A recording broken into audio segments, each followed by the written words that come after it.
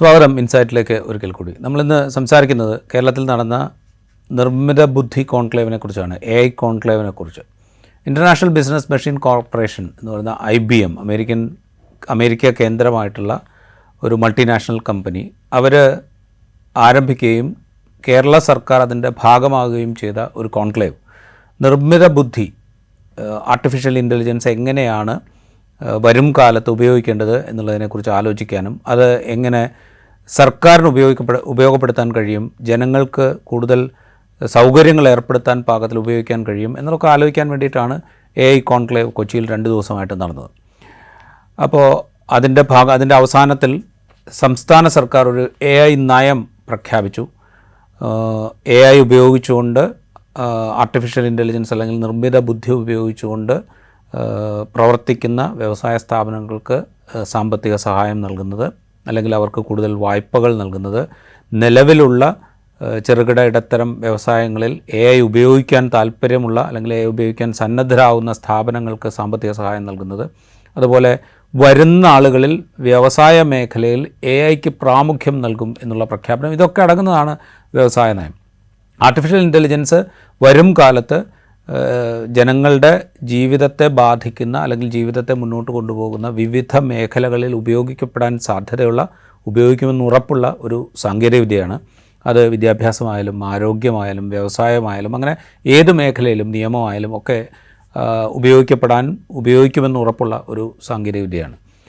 അപ്പോൾ ഈ കോൺക്ലേവ് എന്താണ് നമുക്ക് നൽകുന്നത് എന്നുള്ളതിനെക്കുറിച്ചാണ് ഇൻസൈറ്റ് ഇന്ന് സംസാരിക്കുന്നത്. നമുക്കിപ്പം ഇന്നുള്ളത് അഭിലാഷ് രഘുനന്ദനാണ്. അഭിലാഷ് രഘുനന്ദനൻ ഒരു സംരംഭകനാണ്. അദ്ദേഹം ചീഫ് എക്സിക്യൂട്ടീവ് ഓഫീസറും കോ-ഫൗണ്ടറുമാണ് ഡോക്ടർ അസിസ്റ്റ് എന്ന് പറയുന്ന ആർട്ടിഫിഷ്യൽ ഇൻ്റലിജൻസ് സാങ്കേതികവിദ്യയുടെ. ബാംഗ്ലൂർ കേന്ദ്രമായിട്ടാണ് അദ്ദേഹത്തിൻ്റെ വ്യവസായ സംരംഭകത്വം ഉള്ളത്. തൃശ്ശൂർ മണ്ണുത്തി സ്വദേശിയാണ്. ഈ AI കോൺക്ലേവിൽ പൂർണ്ണമായി പങ്കെടുക്കുകയും അദ്ദേഹത്തിൻ്റെ പ്രോഡക്റ്റ് അവിടെ അവതരിപ്പിക്കുകയും ഒക്കെ ചെയ്ത ആളാണ്. സ്വാഗതം ഇൻസൈറ്റിലേക്ക്. അഭിലാഷ്, നമ്മൾ ആദ്യം സംസാരിച്ചു തുടങ്ങുമ്പോൾ ഈ കോൺക്ലേവ് കൊണ്ട് എന്ത് പ്രയോജനമാണ് നമുക്കുണ്ടാകുന്നത് അല്ലെങ്കിൽ കേരളത്തിനുണ്ടാകുന്നത് എന്നാണ് അഭിലാഷ് വിചാരിക്കുന്നത്? ഈ ഒരു കാലഘട്ടത്തിൽ ജനറേറ്റീവ് AI അല്ലെങ്കിൽ AI എന്നുള്ളതിൻ്റെ പ്രസക്തി വളരെ പ്രാമുഖ്യം നിൽക്കുന്ന ഒരു കാലഘട്ടമാണ്.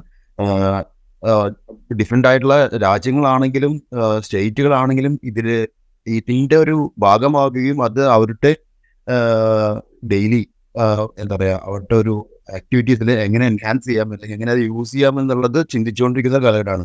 ഇപ്പോൾ യൂറോപ്യൻ യൂണിയൻ ആയിക്കോട്ടെ, US ആയിക്കോട്ടെ, റെഗുലേഷൻസ്, കണ്ടീഷൻസ് വളരെയധികം സ്ട്രിക്റ്റ് ആയിട്ട് പ്രൊസീഡ് ചെയ്യണോ അതോ എന്ത് ചെയ്യാൻ പറ്റും, നമുക്കതിൻ്റെ ബെനിഫിറ്റ്സ് എടുത്തിട്ട് ബാക്കിയുള്ള കാര്യങ്ങൾ എന്ത് ചെയ്യാം, റെഗുലേഷൻസിലൂടെ റെഗുലേറ്റ് ചെയ്യാമെന്ന് കണ്ടീഷനിൽ ചിന്തിച്ചുകൊണ്ടിരിക്കുന്ന ഒരു കാലഘട്ടമാണ്. അപ്പോൾ എല്ലാ രാജ്യങ്ങൾക്കും എല്ലാ സംസ്ഥാനങ്ങൾക്കും അറിയാമെന്നുള്ളത് ഇതൊരു നിർബന്ധമായും യൂസ് ചെയ്യപ്പെടേണ്ട ഒരു ടെക്നോളജി ആണെന്നുള്ളതും അതിൽ എന്തുണ്ട് ഒരു പ്ലസും മൈനസും ഉണ്ടെന്നുള്ളത് എല്ലാവർക്കും അറിയാവുന്ന ഒരു കാലഘട്ടമാണ്.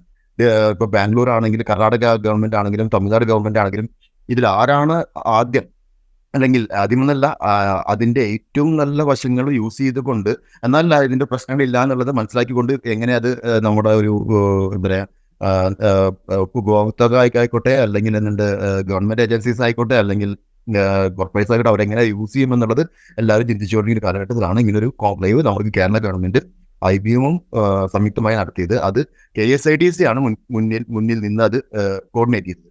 ഇത് ഫസ്റ്റ് ഓഫ് ഓൾ എന്ന് പറഞ്ഞാൽ ഇൻഡസ്ട്രിയൽ ഡെവലപ്മെൻറ്റ് കോർപ്പറേഷൻ്റെ ഒരു ഇനീഷ്യേറ്റീവ് ആയിരുന്നു. സോ നിങ്ങൾക്ക് മനസ്സിലാവാൻ പറ്റുന്നത് അത് ഇൻഡസ്ട്രീസിൽ എങ്ങനെ യൂസ് ചെയ്യാം, അതിൻ്റെ ഒരു സെനാരിയോ ആണ് ഉണ്ടാകുന്നത്. ഗവൺമെൻറ്റിൻ്റെ പെർസ്പെക്റ്റീവ് നോക്കുക കഴിഞ്ഞാൽ അവർ ചെയ്തൊരു നല്ലൊരു കാര്യം എന്ന് പറഞ്ഞാൽ ഗവൺമെൻറ് എക്സിക്യൂട്ടീവ്സിൻ്റെ മാക്സിമം ആൾക്കാരുടെ പാർട്ടിസിപ്പേഷൻ ഈ ഒരു പ്രോഗ്രാമിൽ ഉണ്ടായിരുന്നു. അതുകൊണ്ട് നമുക്ക് ഒരു സാധാരണക്കാരൻ എന്ത് ഗുണം കിട്ടുകയെന്ന് വെച്ചാൽ ഗവൺമെൻറ് എക്സിക്യൂട്ടീവ്സ് ആയിട്ടുള്ള എഡ്യൂക്കേഷൻ ഇൻഡസ്ട്രിയിലുള്ള ആൾക്കാർ, അതേപോലെ ഇൻഡസ്ട്രിയൽ ഡെവലപ്മെൻറ്റ് കോർപ്പറേഷൻ്റെ ആൾക്കാർ, അതേപോലെ തന്നെ ഡിഫറെൻ്റ് ആയിട്ടുള്ള technical education department, health departments, law, അങ്ങനെ എല്ലാ ഡിപ്പാർട്ട്മെൻറ്റ്സിലും എംപ്ലോയീസ് അല്ലെങ്കിൽ ഡിസിഷൻ മേക്കേഴ്സ് ആ ഒരു കോൺക്ലേവിൽ പങ്കെടുത്തു. IBM അവരുടെ പ്രോഡക്റ്റ് ഷോക്കേസ് ചെയ്യുന്നതിനൊപ്പം ജനറേറ്റീവ് AI എങ്ങനെ ആ ഒരു ഇപ്പോൾ നിയമത്തിന്റെ കാര്യത്തിലാണെങ്കിൽ നിയമത്തിന്റെ കാര്യത്തിൽ എങ്ങനെ യൂസ് ചെയ്യാമെന്നുള്ളതും ഹെൽത്തിന്റെ കാര്യത്തിൽ എങ്ങനെ യൂസ് ചെയ്യാമെന്നുള്ളതും നമ്മുടെ ഗവൺമെന്റ് എക്സിക്യൂട്ടീവ്സിന് അവരൊരു അവബോധം വളർത്താനും അത് എങ്ങനെ നമ്മുടെ ഒരു കാലഘട്ടത്തിൽ അത് യൂസ് ചെയ്യാമെന്നുള്ളതും നമ്മുടെ എക്സിക്യൂട്ടീവ്സിന് പറഞ്ഞു കൊടുക്കുന്നത് വളരെ വാല്യുബിൾ കാര്യമാണ്. ബിക്കോസ് ഇതൊരു സ്ഥലത്ത് പോയി പഠിക്കുക അല്ലെങ്കിൽ ഒരു ട്രെയിനിങ് അറ്റൻഡ് ചെയ്യുക എന്ന് പറഞ്ഞാൽ വളരെ കോസ്റ്റ്ലിയും ആയിട്ടുള്ളൊരു, പക്ഷെ നമുക്ക് യൂസ് ചെയ്യേണ്ട, നിർബന്ധമായി യൂസ് ചെയ്യേണ്ട കാര്യമാണ്. അപ്പോൾ ഗവൺമെന്റ് ആ എക്സിക്യൂട്ടീവ്സിനെ അത് പാർട്ടിസിപ്പേറ്റ് ചെയ്യാൻ ഫസ്റ്റ് ഒരു ഗുണം കിട്ടി. പിന്നെ രണ്ടാമത്തെ ഒരു വളരെ വലിയ ഉപകാരം എന്ന് വെച്ചാൽ വളരെയധികം സ്റ്റുഡൻസ് ഇപ്പൊ പഠിച്ചുകൊണ്ടിരിക്കുന്ന വളരെയധികം ആൾക്കാർക്ക് ഇൻവിറ്റേഷൻ ഉണ്ടായിരുന്നു. പക്ഷെ അവർക്കൊരു 3000 ആൾക്കാരോളം അതിൽ എന്ത് ചെയ്തു, രജിസ്റ്റർ ചെയ്താൽ 1000-1500 ആൾക്കാരെ മാക്സിമം പങ്കെടുക്കാൻ പറ്റിയിട്ടുള്ളത്. ബാക്കി ആർക്കും അതായത് ഒരു അത്രയും അധികം രജിസ്ട്രേഷൻ ഉണ്ടായിരുന്ന ഒരു പ്രോഗ്രാം ആയിരുന്നു.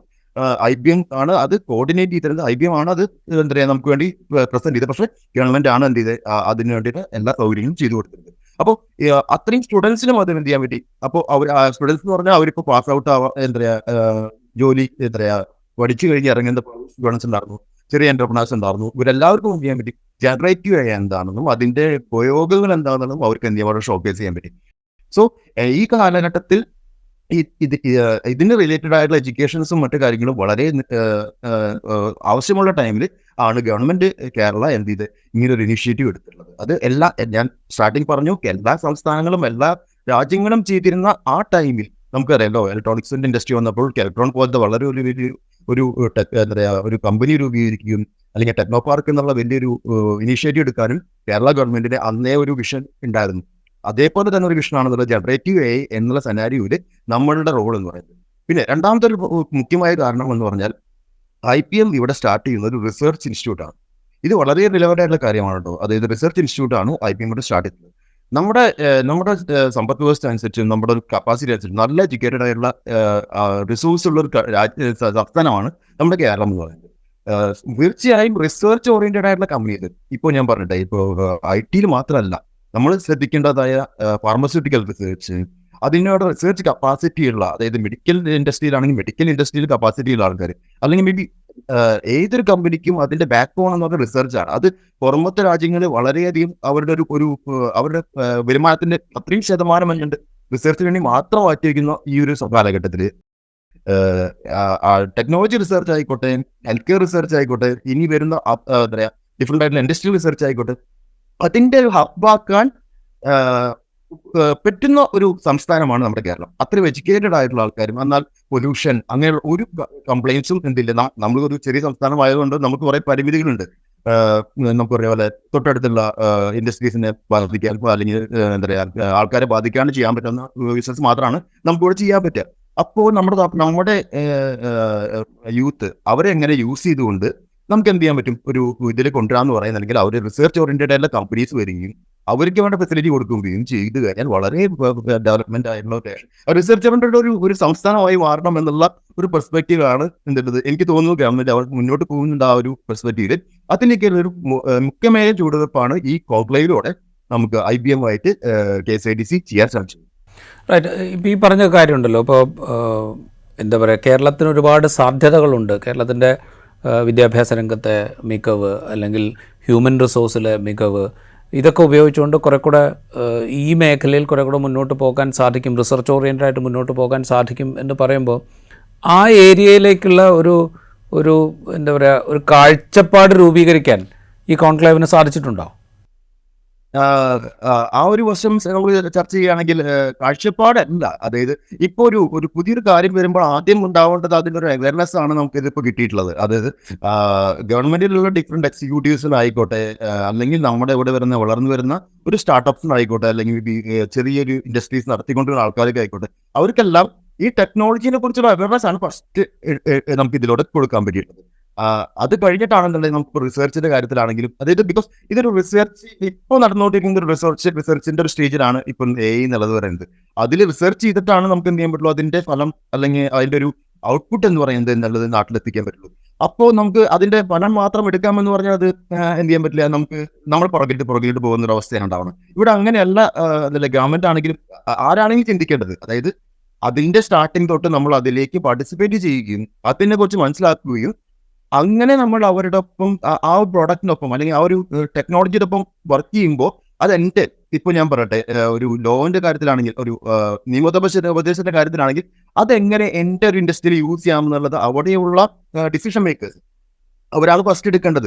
നമ്മളെ പോലെ കമ്പനീസ്, കോർപ്പറേറ്റ് കമ്പനീസ് യൂസ് ചെയ്യുന്ന പോലെ തന്നെ അതേപോലെ തന്നെയാണ് എന്നുള്ളത്. ബിക്കോസ് നമുക്ക് ഒരു നല്ലൊരു കാര്യം നമ്മുടെ ഒരു എന്താ പറയുക സാധാരണക്കാരിൽ എത്തണമെങ്കിൽ ഗവൺമെന്റ് എക്സിക്യൂട്ടീവ്സ് ആണ് അത് ഇനീഷ്യേറ്റ് ചെയ്യുന്നത്. ഹെൽത്ത് കെയർ സെഗ്മെന്റ് ആയിക്കോട്ടെ, നിയമങ്ങളായിക്കോട്ടെ, അതിലെല്ലാം അത് യൂസ്ഫുൾ ആണ്. അത് മനസ്സിലാക്കൽ മാത്രമാണ് ഇപ്പോൾ നടന്നിട്ടുള്ളത്. അത് കഴിഞ്ഞ് അത് ഇംപ്ലിമെന്റ് ചെയ്ത് നമുക്ക് പറയാം വരുമ്പോഴാണെന്നുണ്ടാവുക റിസർച്ചിലും മറ്റേ റിസർച്ചിന്റെ നല്ല ആശയങ്ങൾ നമുക്ക് നാടിലേക്ക് എത്താൻ പറ്റും. റൈറ്റ്. അഭിലാഷിന് എന്ത് തോന്നുന്നു? ഇപ്പോൾ അഭിലാഷ് നേരത്തെ സംസാരിച്ചപ്പോൾ സൂചിപ്പിച്ചല്ലോ, ഇപ്പോൾ ഗവൺമെൻറ് ഡിഫറെൻറ്റ് ഡിപ്പാർട്ട്മെൻറ്റ്സ്, അതായത് ഇപ്പോൾ health, education, higher education, then law, intelligence, അങ്ങനെ ഡിഫറെൻറ്റ് ഡിപ്പാർട്ട്മെൻറ്റ്സിൻ്റെ ഡിസിഷൻ മേക്കേഴ്സ് ആയിട്ടുള്ള ഹയർ ഒഫീഷ്യൽസ് ഈ കോൺക്ലേവിൽ പങ്കെടുത്തിരുന്നു എന്ന് പറഞ്ഞു. ഇവരുടെ ഒരു ഇൻവോൾവ്മെൻറ്റ് എത്രത്തോളമായിരുന്നു? ഇവരെത്രത്തോളം എന്തൂസിയാസ്റ്റിക് ആയിട്ടാണ് ഈ സാധ്യതകളെ ഉപയോഗപ്പെടുത്താൻ പാകത്തിലേക്ക്, അല്ലെങ്കിൽ അത്രയും എന്തൂസിയാസ്റ്റിക് ആയിരുന്നു? അഭിലാഷിൻ്റെ ഒരു കാഴ്ചപ്പാടിൽ എങ്ങനെയാണ് ഫീൽ ചെയ്തത്? എൻ്റെ ഒരു കാഴ്ചപ്പാടിൽ നല്ലൊരു ഫീഡ്ബാക്സ് അവരുടെ ഭാഗത്ത് നിന്ന് ഉണ്ടാവുന്നുണ്ട്. ഒരു മിനിമം എഡ്യൂക്കേഷൻ നമുക്ക് IBM എന്ത് ചെയ്തിട്ടുണ്ട്, മിനിമം നല്ല രീതിയിൽ എഡ്യൂക്കേഷൻ IBM കൊടുത്തിട്ടുണ്ട്. അവരുടെ പ്രോഡക്ട്സിനെ കുറിച്ചും അതെങ്ങനെയാണ് അവരുടെ ഇൻഡസ്ട്രിയിൽ യൂസ് ചെയ്യാമെന്നുള്ളത് നല്ല രീതിയിൽ എഡ്യൂക്കേഷൻ കൊടുത്തിട്ടാണ് അവർ ചെയ്യുന്നത്. നമ്മുടെ പോലെയുള്ള ചെറിയ ചെറിയ കമ്പനികൾ, സ്റ്റാർട്ടപ്സ് കമ്പനീസിൻ്റെ അടുത്ത് അവർ വരുമ്പോൾ അവർക്ക് കുറച്ചും കൂടി ഓപ്പൺ ആയിട്ട് സംസാരിക്കാൻ നമ്മുടെ അടുത്ത് പറ്റും.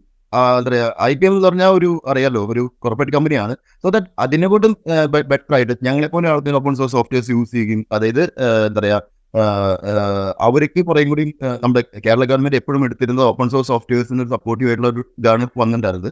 അപ്പോൾ അതിലേക്ക് അങ്ങനെ ഒരു പ്രൊഡക്ട്സ് ഉണ്ടോ, നമ്മൾ എന്തെങ്കിലും കാര്യങ്ങൾ ചെയ്യാൻ പറ്റും. ഇപ്പോൾ ഞാനൊരു ഉദാഹരണം പറയുകയാണെങ്കിൽ, നമ്മുടെ കേരള ഹൈക്കോർട്ടിന്റെ ഒരു ടീം നമ്മുടെ അവിടെ വന്നിരുന്നു. അവര് ഞാൻ നമ്മൾ ഹെൽത്തിലാണ് സ്പെഷ്യലൈസ് ആയിട്ടുള്ളത്. പക്ഷെ അവർ നമ്മളോട് ചോദിച്ച കാര്യം എന്ന് വെച്ചാൽ, നിയമോപദേശം എന്ന് പറയുന്നത് സാധാരണക്കാർക്ക് കിട്ടാൻ ബുദ്ധിമുട്ടുള്ള ഒരു കാലഘട്ടമാണത്. അതായത് ഒരു വക്കീലിനെ കാണുകയോ അങ്ങനെ ചെയ്യുമ്പോൾ വളരെ ലിമിറ്റഡ് ആയിട്ടുള്ള നിയമോപദേശം മാത്രമാണ് എന്തുള്ളത്. ചിലപ്പോൾ പറയില്ലേ, റിമോട്ട് ഏരിയയിൽ ഉള്ള ആൾക്കാരാണെങ്കിലും മേ ബി അങ്ങനത്തെ ആൾക്കാർക്ക് അത് കിട്ടാൻ ബുദ്ധിമുട്ടുള്ള ഒരു കാലഘട്ടത്തിൽ ഈ ടെക്നോളജി അത് ചെയ്യുന്ന ടെക്നോളജി, ജനറേറ്റീവ് ചെയ്യുന്ന ടെക്നോളജി നമുക്ക് അതിലെന്തെങ്കിലും നമുക്ക് കോൺട്രിബ്യൂട്ട് ചെയ്യാൻ പറ്റും. ഇതാണ് ഒരു ചിന്ത എന്ന് പറയുന്നത്. ഈ ചിന്തയിൽ നിന്നാണ് നമുക്ക് എന്തുണ്ടാവുക, നമുക്കറിയാം, നമുക്കൊരു കാര്യം കിട്ടിക്കഴിഞ്ഞാൽ അത് എനിക്ക് എന്ന് മാത്രമല്ല സമൂഹത്തിന് അങ്ങനെ യൂസ് ചെയ്യാമെന്നുള്ളത് നമുക്ക് മനസ്സിൽ ഓട്ടോമാറ്റിക് ഉണ്ടാവും. ആ ഒരു ചിന്ത നമ്മുടെ ഗവൺമെന്റ് എക്സിക്യൂട്ടീവ്സിന്റെ ഒരു നല്ല ശതമാനം കാണിക്കുന്നുണ്ടായിരുന്നു. ഇപ്പോൾ ടെക്നിക്കൽ എഡ്യൂക്കേഷൻ എങ്ങനെ യൂസ് ചെയ്യാം, അതായത് ഹെൽത്തിന്റെ ആയിക്കോട്ടെ, ഹെൽത്തിൽ ഇപ്പോൾ ഡോക്ടേഴ്സിന് കണ്ടിന്യൂസ് എഡ്യൂക്കേഷൻ സിസ്റ്റത്തിലായിക്കോട്ടെ, അതേപോലെ തന്നെ ഈ പറഞ്ഞ പോലെ നിയമോപദേശത്തിന്റെ കാര്യത്തിലായിക്കോട്ടെ, അതിലെല്ലാം യൂസ് ചെയ്യാവുന്നത് എങ്ങനെയെന്ന് ചോദിക്കുമ്പോൾ നമ്മൾ പറഞ്ഞിട്ടുള്ളത്, നിങ്ങൾ ഇപ്പോൾ ഇതുവരെയുള്ള നിയമത്തിന്റെ കാര്യങ്ങൾ നമ്മൾ അപ്ലോഡ് ചെയ്ത് കഴിഞ്ഞാൽ നമുക്കൊരു സിസ്റ്റം ഡെവലപ്പ് ചെയ്ത് എടുത്തു കഴിഞ്ഞാൽ നമുക്ക് എന്ത് ചെയ്യാൻ പറ്റും, എന്താ പറയുക, ഈ വാലിഡ് ആയിട്ടുള്ള നിയമോപദേശം കിട്ടാൻ ബുദ്ധിമുട്ടുള്ള ആൾക്കാർക്ക് വളരെ ലിമിറ്റഡ് ആയിട്ട് ചെറിയ ആവശ്യങ്ങൾ, അല്ലെങ്കിൽ ഞാൻ ഇങ്ങനെ ഒരു കണ്ടീഷനാണ്, എന്താണ് എനിക്ക് ചെയ്യുക, ആരെയാണ് ഞാൻ മീറ്റ് ചെയ്തത്, ഏത് വഴിയിലൂടെയാണ് ഞാൻ എന്ത് ചെയ്യുക, അതിൻ്റെ ഒരു ശരിയല്ല ഇത് വശത്ത് പോകും. ഇതെല്ലാം നമുക്ക് എന്താ പറയുക, ചെറിയ വാട്സാപ്പിലായിട്ട് മലയാളത്തിൽ നമുക്ക് എന്ത് ചെയ്യാൻ പറ്റും, അല്ലെങ്കിൽ അവർക്കൊരു ഓഡിയോയിൽ കൊടുക്കുമ്പോൾ മലയാളത്തിൽ കൺവേർട്ട് ചെയ്ത് വരാവുന്ന ഓപ്ഷൻസ് എല്ലാം എന്തുണ്ട് ഇപ്പോൾ ടെക്നോളജിയിൽ അവൈലബിൾ ആണ്. അപ്പോൾ അത് അവർ മനസ്സിലെടുക്കുകയും അവർ അടുത്ത സ്റ്റേജിലേക്ക് കൊണ്ടുപോകാനായിട്ട് നമുക്ക് എന്തുണ്ട് അത് ഓപ്ഷൻസ് വരുന്നുണ്ട്. അപ്പൊ ഇതേപോലെ ഗവൺമെന്റിൻ്റെതായ ഓരോ ഇൻഡസ്ട്രീസിലും വരുന്ന ഈ മേക്കേഴ്സ് അവിടെ വരികയും അവർ ഡിഫറെന്റ് ആൾക്കാരായിട്ട് സംസാരിക്കുകയും അതിനെക്കുറിച്ച് ഞാൻ പറയട്ടെ, നമ്മൾ ഓരോ ഇൻഡസ്ട്രിയിൽ വരുമ്പോഴും അവർ ചിന്തിക്കുന്നത് ഇത് എനിക്ക് എങ്ങനെ യൂസ് ചെയ്യാം എന്നുള്ള തലയിൽ ചിന്തിക്കുന്നുണ്ട്. അതൊരു നല്ലൊരു പോസിറ്റീവ് വശമായി കാണുന്നു. അത് തീർച്ചയായും അത് മുന്നോട്ട് പോവുകയാണെങ്കിൽ നമുക്ക് പറയാൻ പറ്റും, നമ്മുടെ സമൂഹത്തിനും നാട്ടുകാർക്കും നാട്ടിലെ ആൾക്കാർക്കും എന്ത് ചെയ്യാൻ പറ്റും, അത് ഒരു നല്ലൊരു ഇനിഷ്യേറ്റീവ് ആയിരിക്കും ഇതുകൊണ്ട് നമുക്ക് കിട്ടാൻ പോകുന്നത്. റൈറ്റ്. ഇപ്പോൾ ഡോക്ടർ അസിസ്റ്റ് എയുടെ പ്രോഡക്റ്റ് അവിടെ വിശദീകരിക്കപ്പെട്ടിരുന്നു ഈ AI കോൺക്ലേവിൽ.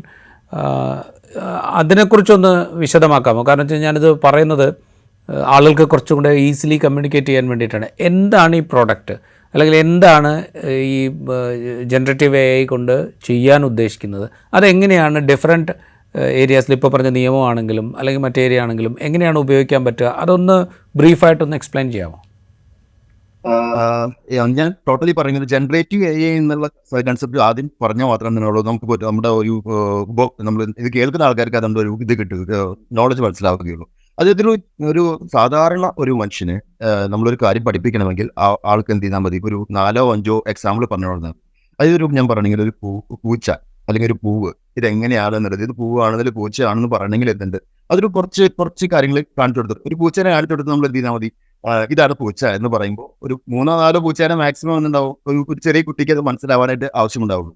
ഇവിടെ ടെക്നോളജിയെ നമ്മളിത് ഈ ഒരു കാര്യം പഠിപ്പിക്കുകയും 1000-1500 അല്ലെങ്കിൽ അതിനും കൂടുതൽ ഇമേജസ് വേണ്ടി വരും എന്നുള്ളത്. അപ്പോൾ അതിന് ഡിഫറൻസ് എന്താണെന്ന് വെച്ചാൽ, കുട്ടി അതിനെ അബ്സ്ട്രാക്ട് എടുക്കുമ്പോൾ ഇവിടെ നമ്മൾ അതിന്റെ ഫീച്ചേഴ്സ് എന്ന് പറയും. അത് പൂച്ച എങ്ങനെ ഇരിക്കുന്നു എന്ന ഒരു ഷേപ്പും കാര്യങ്ങളാണെന്നുണ്ടാവുക എന്താ പറയുക എക്സ്ട്രാക്ട് ചെയ്തെടുത്തുണ്ടാവുക. ഇതേപോലെയാണ് എന്നുള്ളത് നമ്മൾ അതിനെ ട്രെയിൻ ചെയ്ത ബുക്സ് ആണെങ്കിലും കാര്യങ്ങളൊന്നും അബ്സ്ട്രാക്റ്റ് ആണെന്നുണ്ടാവുക എന്നുള്ള ടെക്നോളജിയിൽ എന്ത് ചെയ്യുന്ന മൊഡ്യൂൾസ് ആയിട്ട് അതിൽ എടുക്കുന്നുണ്ടാവുക. സോ നമ്മൾ എല്ലാ ആൾക്കാരും യൂസ് ചെയ്യുന്ന എങ്ങനെയാ വെച്ചാൽ ഒരു ജനറൽ ആയിട്ടുള്ള ഒരു മോഡൽ, അതായത് മോഡൽ എന്നാണ് അതിന്റെ ടേം പറയുക. അതായത് ഇതെല്ലാം അപഗ്രഥിച്ച ഒരു മോഡലാണ് എന്തുണ്ടാവുക, അതിന്റെ ബേസ് എന്ന് പറയുന്നത്. അതിലേക്ക് നമ്മൾ ഫൈൻ ട്യൂൺ ചെയ്യാന്ന് പറയും. നമ്മൾ +2 പഠിച്ച കുട്ടീനെ നമ്മൾ എന്ത് ചെയ്യുന്നു, മെഡിസിൻ പഠിപ്പിക്കുന്നു. അതേപോലെ ഇപ്പം +2 പഠിച്ച കുട്ടീനെ ലോ പഠിപ്പിക്കുന്നു, +2 പഠിച്ച കുട്ടീനെ ഇലക്ട്രോണിക്സ് പഠിപ്പിക്കുന്നു. അതേ സെനാരിയോ ആണ് ഇവിടെ വരുന്നത്. അത് ജനറലി അറിയാവുന്ന ഒരാളെ ഒരു സ്പെഷ്യലൈസ്ഡ് ആയിട്ട് നോളജ് നമ്മൾ എന്ത് ചെയ്യും, അവൈലബിൾ ആയിട്ടുള്ള നല്ല നോളജുകൾ എന്ത് ചെയ്യും, ഇയാളെ പഠിപ്പിച്ചു കഴിഞ്ഞാൽ നമ്മുടെ ഒരു ജോലി ഒരു ഫസ്റ്റ് സ്റ്റേജ് കംപ്ലീറ്റ് ആയെന്ന് പറയാൻ പറ്റും. പിന്നെ നമ്മൾ ചോദിക്കുകയാണ്, മെഡിക്കൽ ടേംസ് ചോദിക്കുമ്പോൾ ഉത്തരം പറയുന്നുണ്ടോ, പറയുന്നില്ലെങ്കിൽ വീണ്ടും ട്രെയിൻ ചെയ്യും. അങ്ങനെയാണ് ഒരു ജനറേറ്റീവ് AI അല്ലെങ്കിൽ AI എന്ന ടെക്നോളജി. അതായത് 100% 100% എന്ന് പറയാൻ പറ്റില്ല, 100% നമ്മൾ പറയുന്ന കാര്യങ്ങൾ അത് കറക്റ്റ് ആവുമ്പോൾ മാത്രം എന്ത് ചെയ്യാൻ പറ്റുള്ളൂ. ഇതൊരു നല്ലൊരു മോഡൽ എന്ന് നമുക്ക് അത് എടുക്കുന്നുണ്ടാവുക. അങ്ങനെ കിട്ടുന്ന മോഡലിന് പിന്നീട് നമ്മൾ കണ്ടിന്യൂസ് ആയിട്ട് എന്ത് ചെയ്യും, പുതിയ അപ്ഡേറ്റ്സ് ട്രെയിൻ ചെയ്തുകൊണ്ടിരിക്കും. അങ്ങനെയാണ് എന്തുണ്ടാവുക, ഒരു ജനറേറ്റീവ് AIന്റെ ഒരു മോഡലിന്റെ ബേസ് എന്ന് പറയുന്നത്. ഞങ്ങൾ ഡെവലപ്പ് ചെയ്തിട്ടുള്ള മെഡിക്കലി ട്രെയിൻഡ് ആയിട്ടുള്ള അങ്ങനത്തെ ഒരു മോഡലാണ്.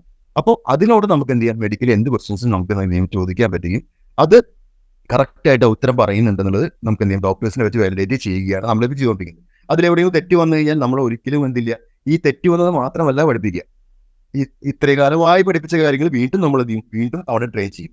അപ്പോൾ കിട്ടുന്ന ഗുണം എന്ന് പറഞ്ഞാൽ ഒരു ഡോക്ടറുടെ ഒരു കാലഘട്ടം എന്ന് പറഞ്ഞാൽ ഒരു 30 years അല്ലെങ്കിൽ 40 years ആണ് മെഡിസിൻ പഠിച്ചിറങ്ങിയ എക്സ്പീരിയൻസ് എന്ന് പറയുന്നത്. അതിൽ കിട്ടുന്ന അതേ വാല്യൂ ഓഫ് എഡ്യൂക്കേഷൻ എന്ത് ചെയ്യാൻ പറ്റും, ഈ പറഞ്ഞ ആൾക്ക് ഒരു ദിവസം തന്നെ മനസ്സിലായോ. മേ ബി എന്താ പറയുക, ലോകത്ത് ആകമാനമുള്ള എല്ലാ ഡോക്ടർമാരും കോഴ്സസ് തന്നുണ്ട്. ഒരു ദിവസം കൊണ്ട് ഈ ഒരു കക്ഷി എന്ത് ചെയ്യുന്നത് പഠിച്ചു എന്നതാണ് നമുക്ക് എന്തുള്ളത് ഇതിൽ കിട്ടുന്ന പറയുന്നത്. ഇതിപ്പോൾ ഒരു റേഡിയോളജിസ്റ്റിന്റെ കാര്യം നോക്കുകയാണെങ്കിൽ ഒരു റേഡിയോളജിസ്റ്റ് ഒരു 30 എക്സ്റേസ് ആണ് ഒരു ദിവസം നോക്കാനുള്ള കപ്പാസിറ്റി എന്ന് വിചാരിക്കൂ. ഞാനൊരു എക്സാമ്പിൾ പറയുന്നുണ്ടോ, ഇവിടെ നമ്മൾ എന്തുണ്ടാവും, ഈ കക്ഷി പഠിക്കുന്നത് ഒരു ദിവസം 3000 എക്സ്റേസ്.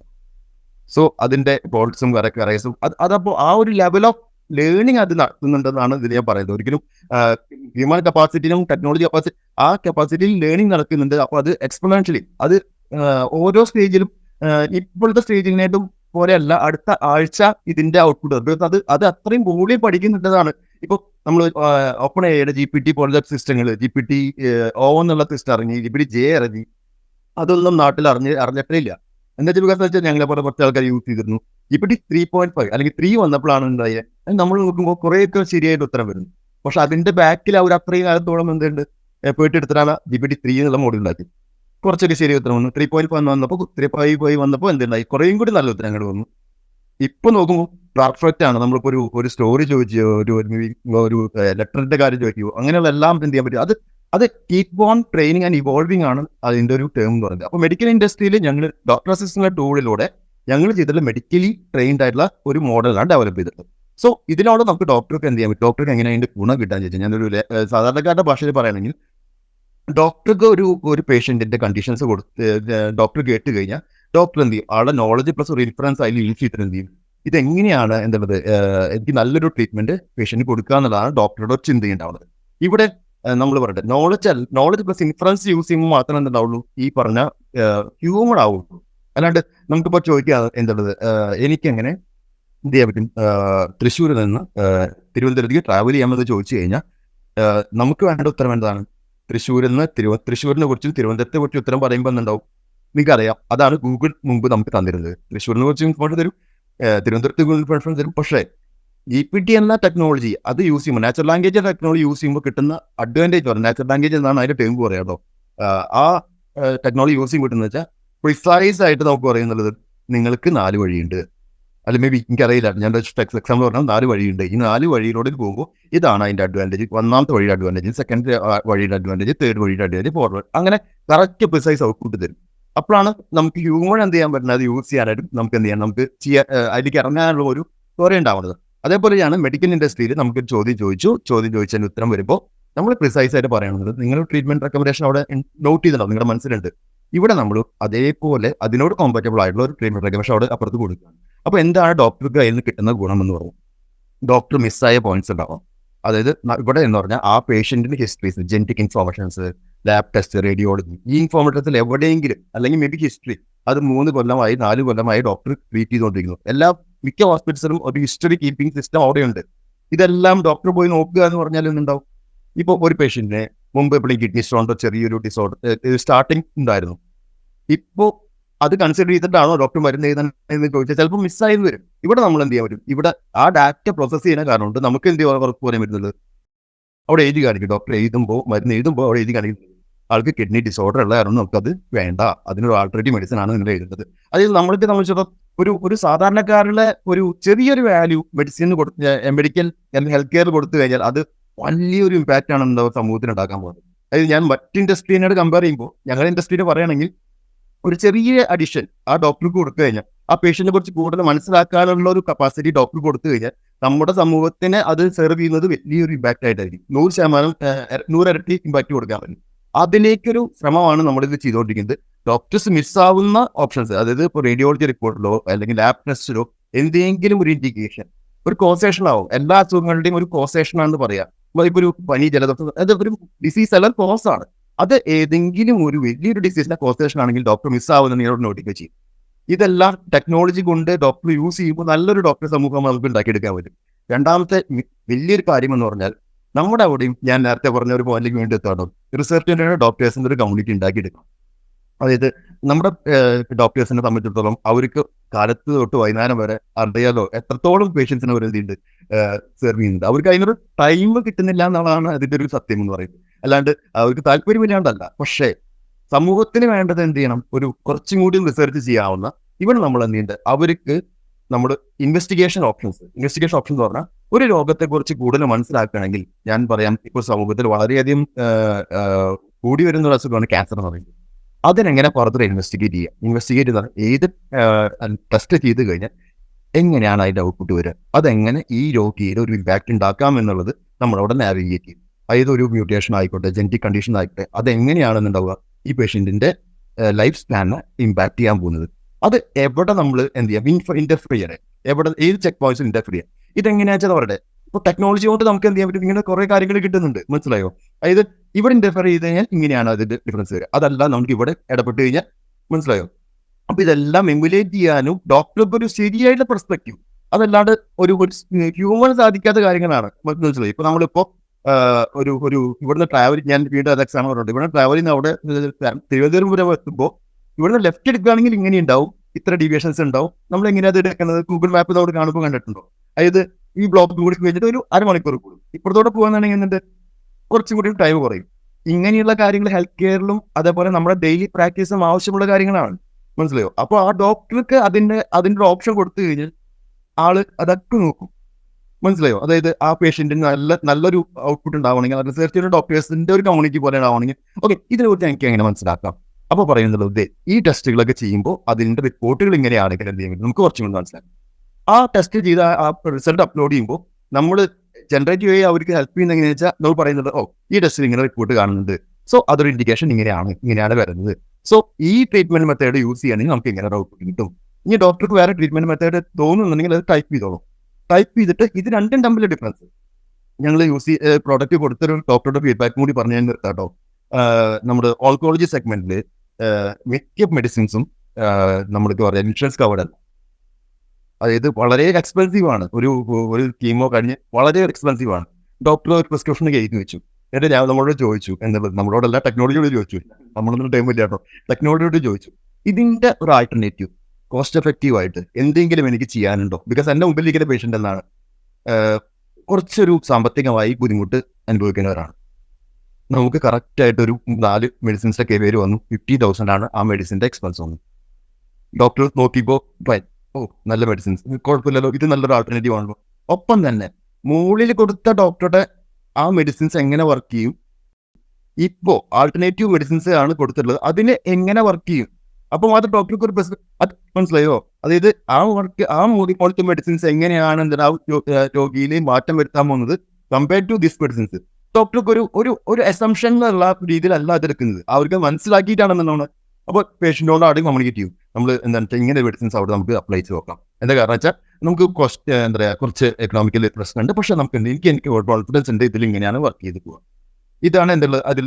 അപ്പോൾ ഈ രൂപങ്ങൾ ഡോക്ടർക്ക് അറിവ് കിട്ടുമ്പോൾ അവരെ സംബന്ധിച്ചിടത്തോളം ടെക്നോളജി നന്നായിട്ട് യൂസ് ചെയ്യും. നമ്മുടെ സമൂഹത്തിന് എന്താണ് വളരെ വേദന അനുഭവിക്കുന്ന ക്യാൻസറിൻ്റെ പോലത്തെ രോഗങ്ങൾക്ക് നമുക്ക് എന്ത് ചെയ്യാൻ പറ്റും, ബെറ്റർ ട്രീറ്റ്മെന്റ് പ്ലാനും ട്രീറ്റ്മെന്റ് ഓപ്ഷൻസും നമുക്ക് എന്ത് ചെയ്യാൻ പറ്റും, ഇതിലൂടെ കൊടുക്കാൻ പറ്റും. അപ്പോൾ ഒരു റിസർച്ച് കമ്മ്യൂണിറ്റി ഓഫ് ഡോക്ടേഴ്സും നമ്മുടെ ഒരു പ്ലാനിലുള്ള ഒരു കാര്യമാണ്. അതാണ് ഡോക്ടർ അസിസ്റ്റ് എന്ന ടോട്ടൽ പ്രോഡക്റ്റിലൂടെ ഞങ്ങൾ എന്ത് ചെയ്യുന്നത് നമ്മൾ കമ്മിറ്റ് ചെയ്യുന്നത്. റൈറ്റ്. ഇതുപോലെ തന്നെ മറ്റു ഏരിയകളിൽ ഇപ്പോൾ വിദ്യാഭ്യാസമാണെങ്കിലും ആരോഗ്യമാണെങ്കിലും മറ്റേ ലാൻഡ് റെക്കോർഡ്സ് ആണെങ്കിലും അങ്ങനെ ഏത് ഏരിയ ആണെങ്കിലും അവിടെയൊക്കെ ഇത് സാധ്യമാണ്, അല്ലെങ്കിൽ ഇതിൻ്റെ ഇത് ഉപയോഗിച്ചാൽ കൂടുതൽ ബെറ്റർ റിസൾട്ട് ഉണ്ടാക്കാൻ സാധിക്കും എന്നുള്ളൊരു അവയർനെസ് ഉണ്ടാക്കുക ഈ ആളുകളിലൊക്കെ, അതിന് ഇൻട്രൊഡ്യൂസ് ചെയ്ത് കൊടുക്കുക. ആ ലക്ഷ്യമാണോ ഇപ്പോൾ ഈ കോൺക്ലേവിലൂടെ കുറച്ചെങ്കിലും സാധ്യമായിരിക്കുന്നത്? തീർച്ചയായും ഇത് തന്നെയാണ് നമുക്ക് എല്ലാ കാര്യത്തിൻ്റെയും പറയട്ടെ. നമ്മളൊരു ഞാൻ നേരത്തെ പറഞ്ഞ എക്സാമ്പിൾ പറയും, ഒരു കുട്ടീനെ അക്ഷരങ്ങളും വാക്കുകളാണ് പഠിപ്പിച്ചത്, ബുക്ക് ചെയ്തേണ്ടത് ആ കുട്ടി തന്നെയാണ്, മനസ്സിലായോ? അതേപോലെ എനിക്കൊരു കാര്യത്തെക്കുറിച്ച് കിട്ടുമ്പോൾ അത് എൻ്റെ ഇൻഡസ്ട്രിയിൽ എങ്ങനെ യൂസ് ചെയ്യാമെന്നുള്ളതും അത് അവിടുത്തെ ഡിസിഷൻ മേക്കേഴ്സ് ചെയ്യേണ്ട ഒരു വലിയൊരു ബാധ്യതയായി ഞാൻ പറയും. അവിടെ അറ്റൻഡ് ചെയ്തിരുന്ന ഗവൺമെന്റ് എക്സിക്യൂട്ടീവ്സ് എല്ലാം നിർബന്ധമായും അത് എൻ്റെ ഇൻഡസ്ട്രിയിൽ, എൻ്റെ നാട്ടുകാർ, എൻ്റെ സമൂഹത്തിന് എങ്ങനെ, അതായത് ഇപ്പോൾ ഞാൻ പറഞ്ഞില്ലേ നമ്മുടെ കേരള ഹൈക്കോർട്ട് അങ്ങനെ ഒരു ഡിസിഷൻ അവരൊരിക്കലും അറിയാലോ അങ്ങനെ ഒരു തീരുമാനം എടുക്കേണ്ട സാഹചര്യം ഇല്ല. പക്ഷെ അവരെന്ത് ചെയ്തു, ട്രൈബൽ ഏരിയാസിലുള്ള സാധാരണക്കാരായ ആൾക്കാർക്ക് ഈ നിയമോപദേശം കിട്ടാനായിട്ട് വളരെ ബുദ്ധിമുട്ട് അനുഭവിക്കുന്നു. അവർക്ക് എന്ത് ചെയ്യാൻ പറ്റും, ഏത് സ്ഥലത്ത് പോയി കഴിഞ്ഞാൽ അത് ഇവിടെ പോയി റവന്യൂ ഡിപ്പാർട്ട്മെന്റ് പോയി, ഫിനാൻഷ്യൽ ഡിപ്പാർട്ട്മെന്റ് പോയി, അവിടെ പോയി ഇവിടെ പോയി അങ്ങനെ നടക്കാണ്ട് അവർക്ക് വേണ്ട ഒരു പെർട്ടിക്കുലർ കാര്യം അത് എവിടെ അവൈലബിൾ ആവും. അല്ലെങ്കിൽ ഞാൻ മെഡിക്കലിന്റെ കാര്യത്തിലും പറയുകയാണെങ്കിൽ നമ്മുടെ പല അസുഖങ്ങളും ഏത് ഡോക്ടറേറ്റാണെന്ന് തന്നെ നമുക്ക് അറിയില്ല, മനസ്സിലായോ? നമുക്കറിയില്ല ഏത് കാറ്റഗറി ഓഫ് ഡോക്ടർ. ഓൺകോളജിസ്റ്റ് ഉണ്ട്, എന്താ കാർഡിയോളജിസ്റ്റ് ഉണ്ട്, ഗൈനക്കോളജിസ്റ്റ്, അങ്ങനെ ഡിഫറെന്റ് ആയിട്ടുള്ള കാറ്റഗറി ഓഫ് ഡോക്ടേഴ്സ് നമുക്ക് നമ്മുടെ ചുറ്റുപാടെ ഓരോള്ളത്. അത് ഏത് ഡോക്ടറാണ്, ന്യൂറോളജിസ്റ്റ് ആണോ ഇത് കാണുന്നത്, ഓർത്തോ ആണോ കാണുന്നത്, അല്ലെങ്കിൽ മേ ബി വസ്കുലർ ഡിസീസിന്റെ കാര്യത്തിലാണ്, ഏതാണ് കാറ്റഗറി തന്നെ നമുക്ക് സാധാരണക്കാരനെ അറിയില്ല. അവിടെ നമ്മൾ മെഡിക്കൽ കോളേജിൽ പോയി സാറ് നോക്കിയിട്ടുണ്ടാവും, ഡിഫറെന്റ് ബോർഡുകൾ കാണും, ഇത് ആരെയാണ് ഞാൻ കാണേണ്ടത്. ഇതൊരു ചോദ്യമാണ്. ഇത് ഈ ചോദ്യത്തിന് അവരുടെ ഒരു കണ്ടീഷൻ പറയുമ്പോൾ നമ്മൾ ആരോട് ചോദിക്കുന്നത്, ആ ഫ്രണ്ട് ഓഫീസിൽ ഇരിക്കുന്ന നേഴ്സിനോടാണ് നമ്മൾ ചോദിക്കുന്നത് എന്നുള്ളത്. ഞാൻ ഈ അസുഖം ഞാൻ ആരെ കാണുന്നത്, അവിടെ തൊട്ട് തുടങ്ങാമെന്നുള്ളത് ആ നേഴ്സിന്റെ മിനിമം നോളജ് ഒരു ജനറൽ ഫിസിഷ്യന്റെ ആണ് ഡയറക്റ്റ് ചെയ്യാണ്ടാവുക.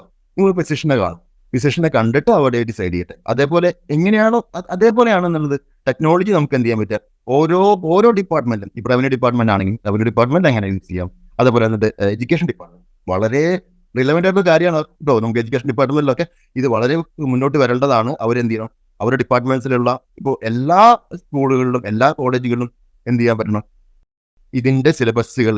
ബിക്കോസ് നമ്മൾ എന്താണോ നമ്മുടെ നാട്ടിൽ നടന്നുകൊണ്ടിരിക്കുന്നത് അതിനനുസരിച്ച് നമുക്ക് എന്ത് ചെയ്യാൻ പറ്റണം നമ്മുടെ പ്രവർത്തനങ്ങൾ. അതല്ലാണ്ട് അഭിലാഷ്, അവിടെയാണ് എൻ്റെ ഒരു അടുത്ത ചോദ്യം ഉള്ളത്. അപ്പോൾ നമ്മളിപ്പോൾ ഒരു കോൺക്ലേവ് നടത്തുന്നു, അതിൻ്റെ അവസാനത്തിലൊരു നയം പ്രഖ്യാപിക്കുന്നു.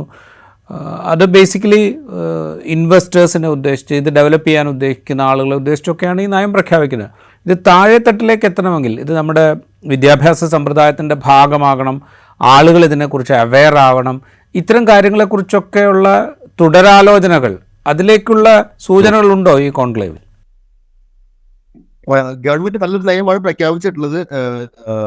കമ്പനികളെ അവർ വെൽക്കം ചെയ്യുന്നുണ്ട്, സ്റ്റാർട്ടപ്സിനെ അവർ വെൽക്കം ചെയ്യുന്നുണ്ട്, എഡ്യൂക്കേഷൻ സിസ്റ്റത്തിൽ അവർ വെൽക്കം ചെയ്യുന്നുണ്ട്.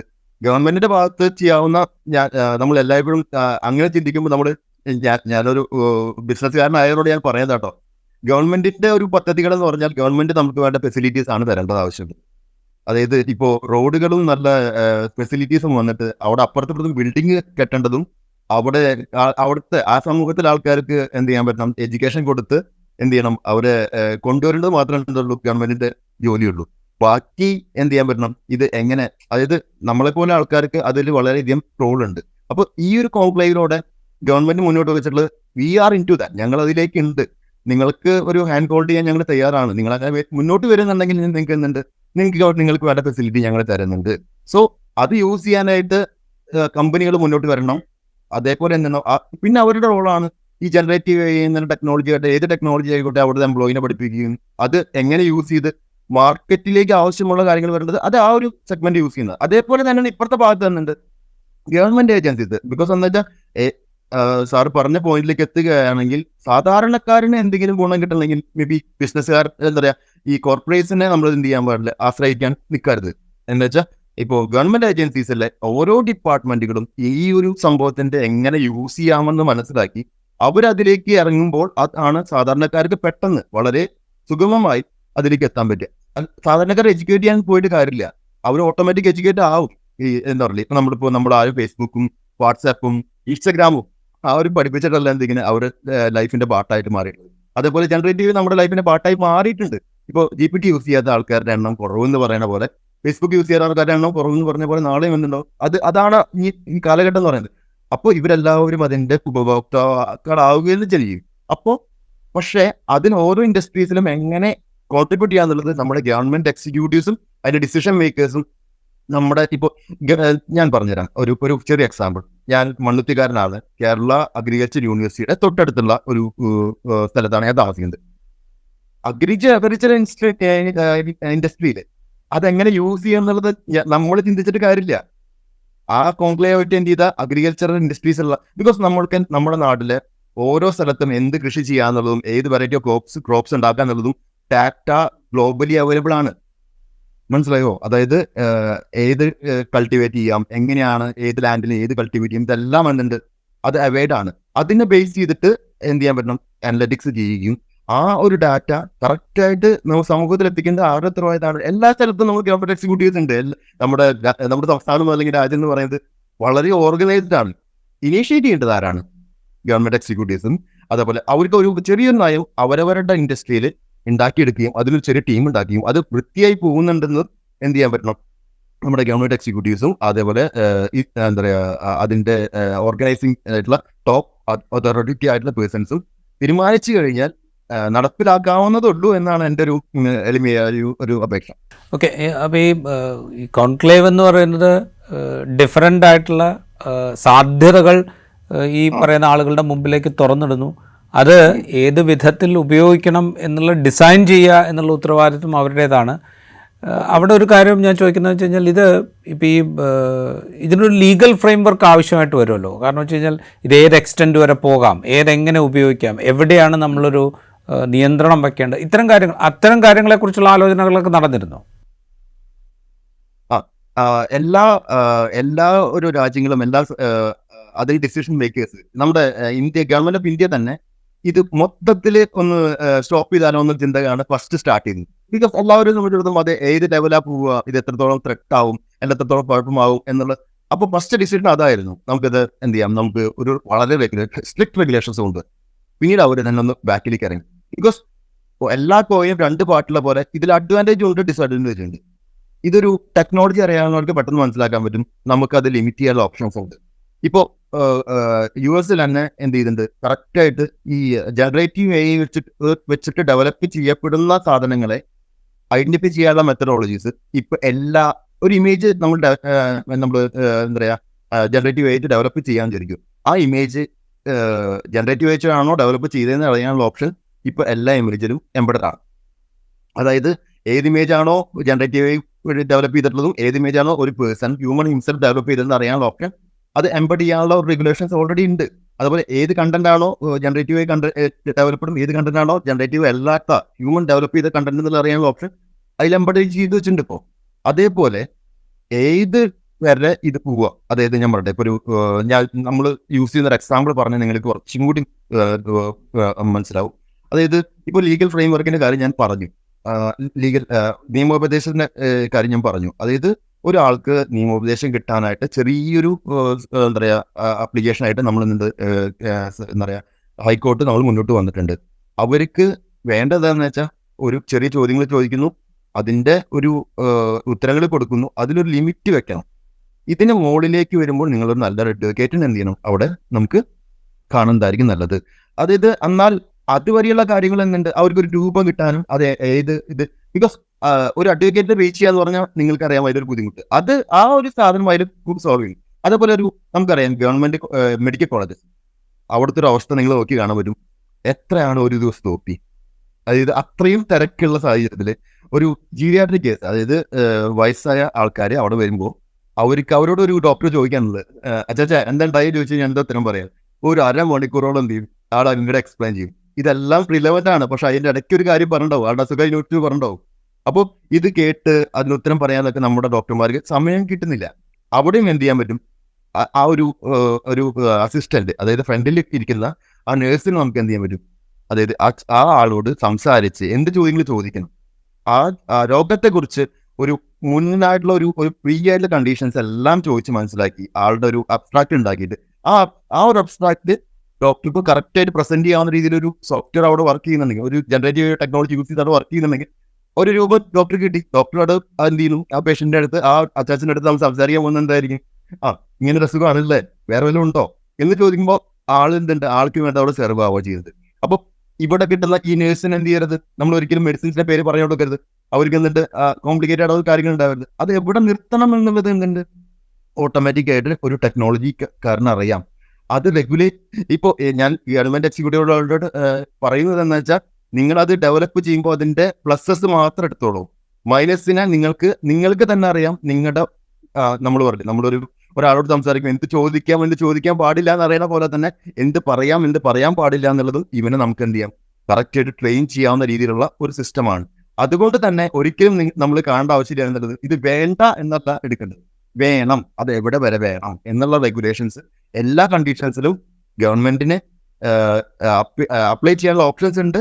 അപ്ലൈ ചെയ്താൽ അത് വർക്ക് ചെയ്യുകയും ചെയ്യും. അതായത് ഇത് ഒരിക്കലും എന്തില്ല, അഴിച്ചിട്ടൊരു കുതിരയല്ല, അങ്ങനെ തന്നെ പോവില്ല, ധൈര്യമായിട്ടിരിക്കാം.